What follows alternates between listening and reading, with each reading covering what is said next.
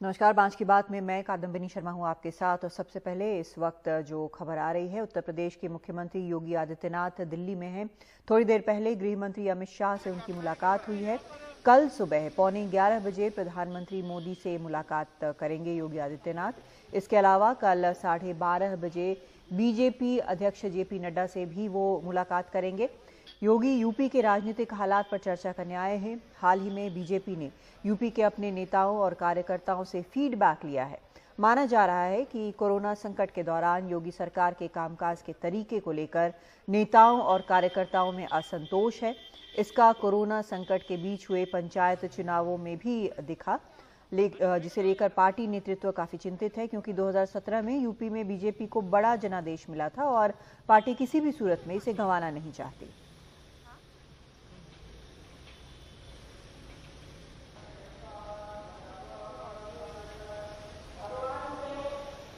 अखिलेश शर्मा हमारे वरिष्ठ सहयोगी इस वक्त हमारे साथ जुड़ रहे हैं। अखिलेश, क्या ये मुलाकात अभी भी चल रही है? और जब एक बार पहले ही इस तरह की खबर आ चुकी है कि मुख्यमंत्री के तौर पर उनका पद जो बिल्कुल सुरक्षित है, तो अब आगे यहाँ पर क्या होगा फीडबैक के बाद, क्योंकि शिकायतें तो काफी हैं। बिल्कुल, अब यही होगा। पहला सवाल तो मैं आपका जवाब दे दूं कि अभी बैठक चल रही है। हो सकता है कि बैठक और लंबी चले। एक अपडेट भी मैं आपको दे देता हूं कि अपना दल जो है, जो कि बीजेपी की एक प्रमुख सहयोगी है उत्तर प्रदेश की, उसकी नेता अनुप्रिया पटेल, वो भी गृह मंत्री अमित शाह से मिलने के लिए पहुंच गई हैं। उनका मुद्दा ये है कि जो मंत्रिमंडल विस्तार होगा योगी सरकार का, उसमें भी उनको जगह मिले, और साथ ही जो जिला पंचायत के चुनाव भी होने हैं उसमें बांदा, मिर्जापुर वगैरह में उनको जिला पंचायत अध्यक्ष पद भी मिले। ये उनका मुद्दा है जिसको लेकर वो गृह मंत्री अमित शाह से मिल रही हैं। और ये देखिए कि वहीं पर उस वक्त योगी आदित्यनाथ भी मौजूद हैं, तो हो सकता है कि उनके साथ ही आमने सामने इस बारे में बात होकर फैसला हो जाए। दूसरा महत्वपूर्ण ये है कि जो शिकायतें आई हैं, जो फीडबैक मिला है, उसका निराकरण कैसे हो, क्योंकि ये तय कर चुकी है पार्टी कि चाहे कुछ विधायक चाहते हो कि मुख्यमंत्री को बदल दिया जाए, लेकिन ऐसा नहीं होगा। योगी आदित्यनाथ की अगुवाई में ही पार्टी चुनाव लड़ेगी, उसमें कहीं कोई बदलाव नहीं होगा। लेकिन जो शिकायतें हैं विधायकों की, उनको दूर किया जाए, इस पर काफ़ी लंबा मंथन बीजेपी के भीतर हुआ है, और जो तमाम मुद्दे हैं उनको लिस्ट कर लिया गया है। वो सारी सूची जो है वो आदित्यनाथ को बता दी जाएगी कि आपको यहाँ यहाँ चीज़ें ठीक करनी है। तो ये जो पूरा फीडबैक है ये उनको दे दिया जाएगा। मंत्रिमंडल विस्तार जो लंबे समय से लटका पड़ा है उसको भी करें, ताकि जो जाति और क्षेत्रीय संतुलन है उसको, समीकरण को ठीक किया जा सके। ये भी एक मुद्दा रहने वाला है। कई विधायक ऐसे जिनका काम काज ठीक नहीं है, उनका भी टिकट कटना है, ये भी एक मुद्दा इसमें आ सकता है। तो ये सारी बातें हैं जिस पर विस्तार से चर्चा होगी। जी, जिस तरह से अभी चर्चा बुलाई गई है, जिस तरह से मुलाकातों का दौर चलेगा, लेकिन क्या इतना वक्त है अभी चुनाव के पहले, विधानसभा चुनाव के पहले, कि जो शिकायतें हैं उन शिकायतों को दूर किया जा सके? क्योंकि अधिकतर जो वहां पर नेता हैं उनकी शिकायत ये थी कि कोरोना काल में वो जनता के लिए कुछ कर नहीं पाए। लोग उनसे मदद मांगने आए लेकिन वो कुछ कर नहीं पाए। तो क्या उनके जरिए अब कुछ करके क्या जनता को एक प्लेकेट करने की, आश्वस्त करने की कोशिश के लिए काफी वक्त है? अभी वक्त तो ज़्यादा नहीं है, केवल 8 महीने का ही वक्त बचा है बीजेपी के पास, लेकिन बीजेपी ने कम से कम अपनी ओर से तैयारियां शुरू कर दी हैं। पार्टी का कहना है कि हम चुनाव की तैयारियों के मूड में आ चुके हैं। बाकी जो दूसरी विपक्षी पार्टियां हैं वो अभी तक सो रही है, वो कहीं फील्ड में, मैदान में कहीं दिख नहीं रही हैं। तो ये बीजेपी को लगता है कि उसका एक एडवांटेज हो सकता है। दूसरी बात बिल्कुल जायज़ है कि विधायक जो है अपने आप को बेबस पा रहे थे। लोगों की अपेक्षा थी कि वो उनकी मदद करें, लेकिन वो ना अस्पतालों में बेड दिलवा पा रहे थे, ना ऑक्सीजन सिलेंडर दिलवा पा रहे थे। हर चीज़ के लिए लखनऊ की ओर देखा जा रहा था। तो विधायकों में इस बात को लेकर नाराज़गी है कि जो लोगों का गुस्सा है वो कहीं हमारे ऊपर ना फूटे। तो इसीलिए बीजेपी कोशिश करेगी अपनी ओर से। एक व्यापक जनसंपर्क अभियान भी चलाया जाएगा। क्या क्या कदम उठाए गए वो बताए जाएंगे। मुख्यमंत्री योगी आदित्यनाथ भी अपने साथ एक प्रेजेंटेशन लेकर के आए हैं कि उनकी सरकार ने क्या क्या काम किया है कोरोना की दूसरी लहर को कंट्रोल करने के लिए, और तीसरी लहर जो अगर आती है तो उसके लिए क्या तैयारियां की उसको रोकने के लिए। ये भी प्रेजेंटेशन पार्टी नेताओं को दिया जाएगा। तो मुख्यमंत्री की बातचीत गृह मंत्री से भी हो रही है, कल प्रधानमंत्री से भी मिल रहे हैं, पार्टी अध्यक्ष से भी मिल रहे हैं। तो ऐसे में बीजेपी इस चुनाव की तैयारियों में जुट गई है। दूसरी पार्टियों से इंपोर्ट करने का काम भी शुरू हो चुका है। कल जितिन प्रसाद को लाया गया, आने वाले वक्त में कुछ और भी नेताओं को लाया जा सकता है। और इसके साथ साथ संगठन में जहां जहां भी ढील है उसको टाइट कैसे किया जाए, यही पूरा मंथन पिछले 15 दिन से भी ज्यादा वक्त से चला है, जिसमें कि आरएसएस के बड़े नेता भी शामिल रहे हैं। दत्तात्रेय होसबोले ने भी काफी फीडबैक लेकर के बीजेपी को दिया है। तो बीजेपी अब कोई भी जोखिम मोल नहीं लेना चाहती है, कोई भी चांस नहीं छोड़ना चाहती है इस जीत के लिए। वैसे अखिलेश, जो ये एक बहुत बड़ा सर्ज जो दिखा था और बहुत ज्यादा मौतों की खबर जो आई थी वो पंचायत चुनाव के ठीक बाद आई थी, लेकिन तब भी पंचायत चुनाव में बीजेपी का परफॉर्मेंस काफी खराब रहा है। तो ऐसे में सिर्फ कोरोना की दूसरी लहर इसका कारण नहीं हो सकती। क्या बाकी कारणों के बारे में भी कुछ कहा गया है जिस पर चर्चा होगी? निश्चित तौर पर यह माना जाता है कि एक तरह का जो संपर्क था वो कट गया था। जो जनप्रतिनिधि हैं उनके बीच में, पार्टी के बीच में संपर्क कट गया था और ये शायद एक वजह है। खासतौर से अगर आप पश्चिमी उत्तर प्रदेश की बात करें तो कुछ पॉकेट्स में किसान आंदोलन जो चल रहा है इसका भी एक रोल रहा है पंचायत चुनाव के नतीजों में। सपा और आरएलडी का साथ आना यह भी एक बड़ी बात है जिसने पश्चिमी उत्तर प्रदेश में काफ़ी असर डाला है। तो ये बीजेपी के लिए खतरे की घंटी है। हालांकि योगी आदित्यनाथ ये कहते हैं कि 2016 में समाजवादी पार्टी की जब सरकार थी तब उसने सारे पंचायत चुनाव में भारी जीत हासिल की थी, लेकिन 2017 के चुनाव में वो हार गई थी। तो वो ये कहते हैं कि आप पंचायत चुनाव को विधानसभा चुनाव के लिए पैमाना मत बनाइए। तो ये उनकी अपनी एक उम्मीद है कि शायद पंचायत चुनाव में जो हश्र हुआ बीजेपी का वैसा विधानसभा में ना हो, लेकिन अभी उसके लिए उनको बहुत लंबा काम करना पड़ेगा। अपना काम करने का जो तरीका है शायद उसको भी सुधारना पड़ेगा और ये बात भी दो टूक शब्दों में उनसे कल और आज कही जा सकती है। बहुत शुक्रिया आपका अखिलेश इस पूरी जानकारी के लिए। तो ये अहम बैठक है जहां पर काफ़ी कुछ पर चर्चा होगी और कई फैसले होंगे और क्या कुछ परिवर्तन आता है और क्या फैसले लागू होते हैं वो देखने वाली बात होगी। वैसे अब जो इंपोर्ट यानी कि बाकी पार्टियों से जो नेताओं के बीजेपी में जाने का सिलसिला है वो भी शुरू हो गया है। खासकर यूपी की अगर हम बात करें तो कांग्रेस छोड़कर बीजेपी में शामिल होने वाले जितिन प्रसाद का कहना है कि उनकी जेपी नड्डा या अमित शाह से कोई डील नहीं हुई है। पार्टी जो भी काम देगी वो करेंगे। एनडीटीवी से बातचीत में जितिन प्रसाद ने कहा कि उन्हें कांग्रेस में किसी खास व्यक्ति से कोई शिकायत नहीं है। कांग्रेस ने उन्हें काफी कुछ दिया है, लेकिन बीजेपी एक संगठित दल है और दूसरे एक व्यक्ति विशेष वाले। उनसे बात की हमारे संवाददाता सौरभ शुक्ला ने। पिछले 24 घंटे की सबसे बड़ी खबर क्या है? खबर है कि कांग्रेस के जनरल सेक्रेटरी, यूपी के बड़े नेता, पूर्व कैबिनेट मंत्री जितिन प्रसाद ने बीजेपी ज्वाइन कर ली है। जितिन हमारे साथ हैं। जितिन, बीजेपी में आ गए हैं, आपने बताया बीजेपी ने क्यों ज्वाइन की है, क्या रोड मैप है आपके दिमाग में? कल जेपी नड्डा जी से मुलाकात हुई, अमित शाह जी से मुलाकात हुई, क्या कुछ रोल आपके लिए तय किया है उन्होंने या फिर अभी बोला है कि काम करना है? देखिए, रोल तो पार्टी नेतृत्व देता है, मगर जब ये बड़े निर्णय लिए जाते हैं, ये मेरे लिए कोई साधारण निर्णय नहीं है। मैं 3 पीढ़ियों के साथ कांग्रेस पार्टी से रहा है, तो बड़े सोच विचार के बाद मैंने ये फैसला लिया है और ये मैं बहुत प्रभावित हूँ जिस तरीके से भारतीय जनता पार्टी का एक संस्थागत प्रक्रिया है पार्टी चलाने की, इंस्टीट्यूशनल। बाकी पार्टियां अगर आप देखें, देश भर में विभिन्न पार्टियां हैं, मैं किसी एक पार्टी के नहीं, मगर वो व्यक्ति विशेष के इर्द गिर्द चलने वाली पार्टियां हैं। तो अगर सही माने में कोई राष्ट्रीय दल है वो भारतीय जनता पार्टी है और मैं अपना सौभाग्य समझता हूँ कि मुझे उसकी संस्था और उस परिवार में शामिल होने का अवसर दिया गया है। मैं धन्यवाद दूंगा प्रधानमंत्री जी का, गृह मंत्री जी का और नड्डा जी का, और दायित्व जो नेतृत्व देगा वो मैं यही चाहता हूं कि मैं पार्टी के प्रति और देश के प्रति मेरा जो भी थोड़ा छोटा मोटा योगदान हो सके वो मैं करूं और मेहनत के आधार पर मेरा कार्य बोले। सर, कल जब आपने कांग्रेस छोड़ी उसके बाद काफ़ी आलोचना की गई कांग्रेस पार्टी के अंदर से। लोगों ने कहा कि आपको इतने कम उम्र में कैबिनेट मंत्री बनाया गया, आपको कार्यकारी अध्यक्ष बनाया गया, आपको जनरल सेक्रेटरी बनाया गया। मध्य प्रदेश कांग्रेस ने तो आपको कूड़ा तक बोला कि कूड़ेदान में चले गए। तमाम तरीके के आपके ऊपर कल से काफ़ी तीखी प्रतिक्रिया आ रही है। वेस्ट बंगाल चुनाव के बारे में बात हुई, बोला जितिन को बहुत मिला है और जितिन ने को रुकना चाहिए था, अभी चुनाव आने वाले थे, पार्टी को ज़रूरत थी आपकी। नहीं, मैं ये इससे इनकार नहीं करता कि मुझे मिला है और अवसर मिला है कार्य करने का, मगर ये जो आप बता रहे हैं 7 वर्ष में मैंने 3 चुनाव हारे। मैंने कोई पार्टी अगर छोड़नी होती या सत्ता के पीछे मैं भाग रहा होता तो 7 वर्ष पहले चले गया होता। मैंने पूरा प्रयास किया कि पार्टी का जुड़ाव जनता के प्रति हो, हम जनभावनाओं पे खरा उतरें, हमारे चुनावी प्रदर्शन बढ़िया हों, मगर लगातार गिरावट आई और हम अपने आप को महसूस करने के लगे कि जिस उद्देश्य से हम राजनीति में आए हैं, अपने जनता के हितों की रक्षा करने के लिए, उसकी पूर्ति नहीं हो पा रही। और उसके बाद मैंने ये फैसला लिया और बहुत सोच विचार के और गहन मंत्रणा के बाद राहुल गांधी से नाराजगी नहीं, मैंने बताया ना, ये किसी व्यक्ति विशेष के प्रति नाराजगी का निर्णय नहीं है। ये कोई क्षणिक किसी बात पे मैंने कोई फैसला नहीं उठाया है। अगर वो उठाना होता तो 7 साल इंतजार करता। सत्ता के बिना चुनाव हारने के बाद हमें नहीं मालूम कि जनभावना क्या थी।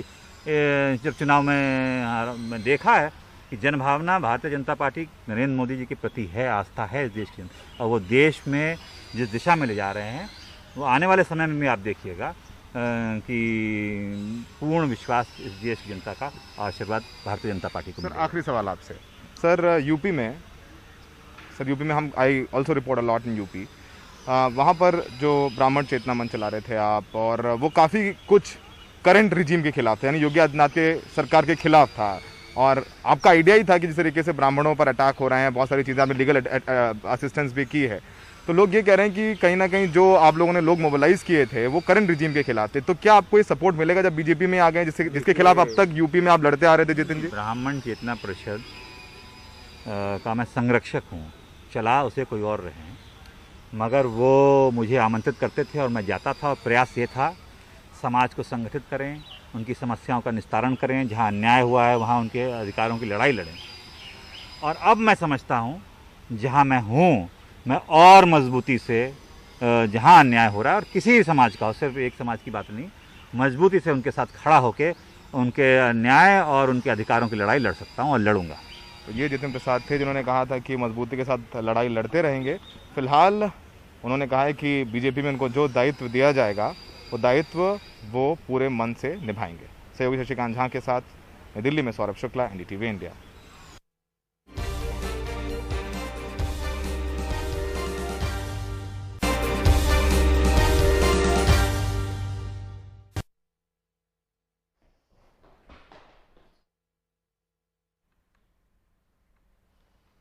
डोमिनिका की जेल में बंद मेहुल चौकसी की पत्नी प्रीति चौकसी ने एनडीटीवी से बात करते हुए कहा है कि उनके पति मेहुल चौकसी के खिलाफ बारबरा जबेरिका का बयान फर्जी है।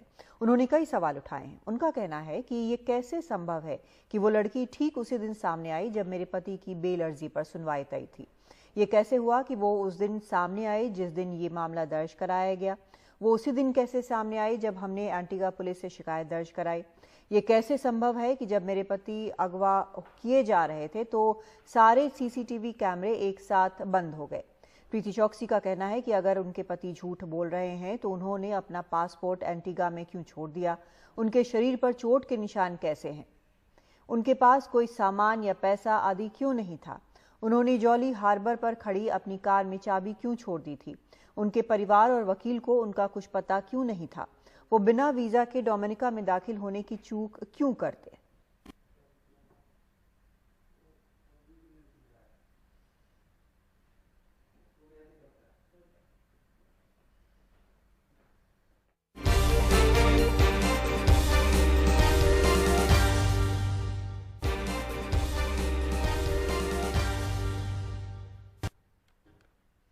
बिहार में कोरोना से हुई मौत के आंकड़े में बड़े घालमेल का खुलासा हुआ है। इसकी आशंका बहुत पहले से लगाई जा रही थी कि यहां मौत के सही आंकड़े छुपाए जा रहे हैं, और अब सरकार के रिकॉर्ड से ही उस पर से पर्दा उठ गया है। 24 घंटे में कोरोना से मृतकों का आंकड़ा 5,458 से बढ़कर सीधे 9,429 हो गया है, यानी आंकड़े सीधे सीधे 73% बढ़ गए हैं। ऐसे में सवाल उठ रहे हैं कि क्या राज्य सरकार ने मौत के आंकड़े को छिपाया? दरअसल हाईकोर्ट की फटकार के बाद 18 मई को राज्य सरकार ने कोरोना से होने वाली मौत को लेकर जांच के लिए जिलों में 2 तरह की टीम बनाई थी। दोनों स्तर की जांच में ये पाया गया है कि मौत के आंकड़े को छिपाया गया और सरकार को गलत जानकारी भेजी गई। अब सरकार गलत आंकड़े भेजने वालों पर कार्रवाई की बात कह रही है।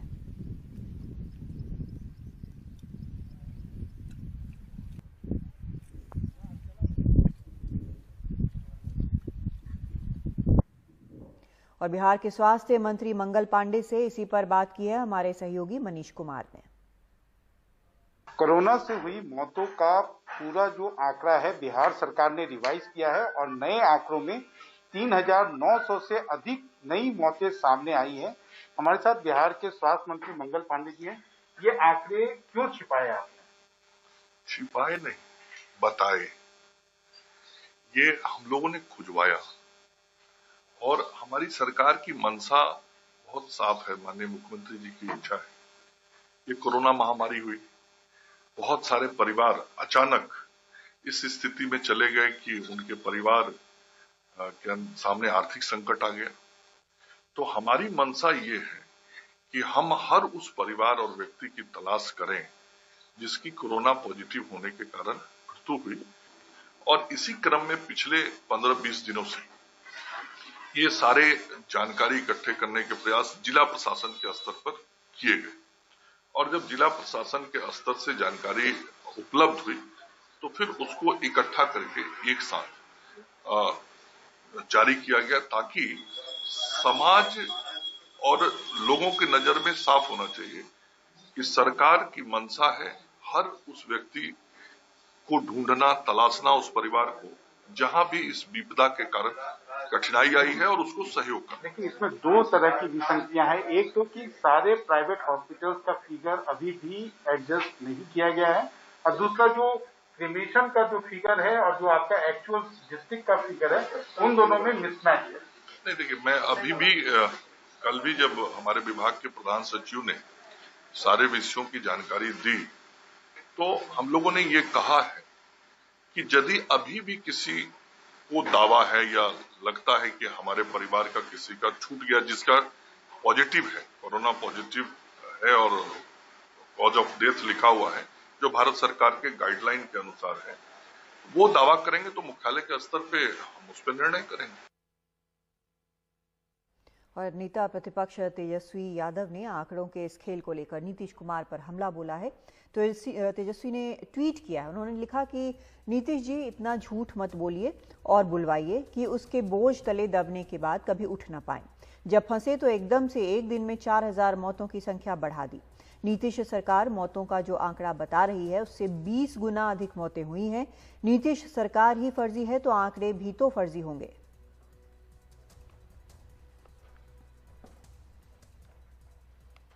एक तरफ कोरोना से बचाव के लिए टीकाकरण जारी है और दूसरी तरफ कई जानी मानी कंपनियां जिनके ग्राहकों के करीबी संपर्क में आना पड़ता है, उनका भरोसा जीतने के लिए अनूठे तरीके निकाल रही हैं। स्विगी, जोमेटो, अर्बन कंपनी और ऐसी कई कंपनियां ऐप पर अपने डिलीवरी पार्टनर्स का टीकाकरण दिखा रही हैं।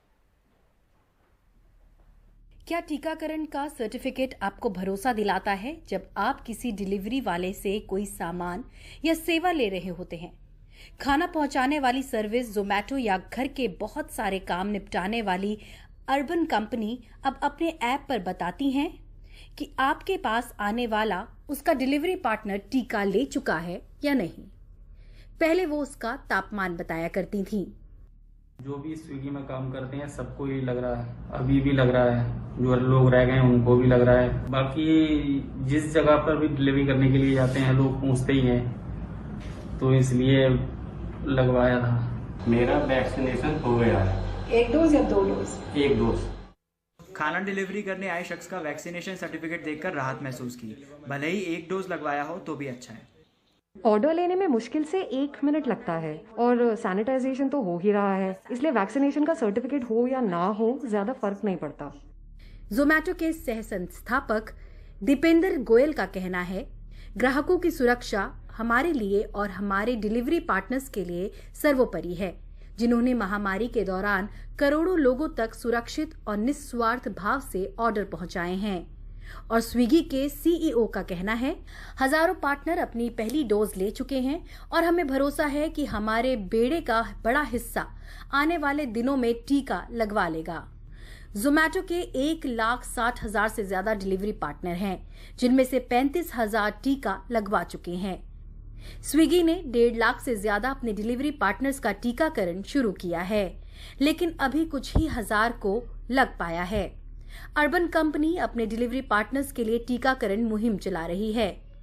वैक्सीनेशन अभी नहीं लगा, वो सबका स्लॉट आता है, जिसका स्लॉट आता है सबको लगती है। तो इन कंपनियों की कोशिश अपने लोगों को टीका लगवाने की है, लेकिन ये साफ है कि टीके की कमी रुकावट बन रही है। वैसे सुरक्षा के अलावा कारोबार का भी मामला है।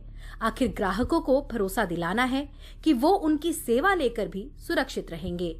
रुबीना मोंगिया की रिपोर्ट, एनडीटीवी इंडिया।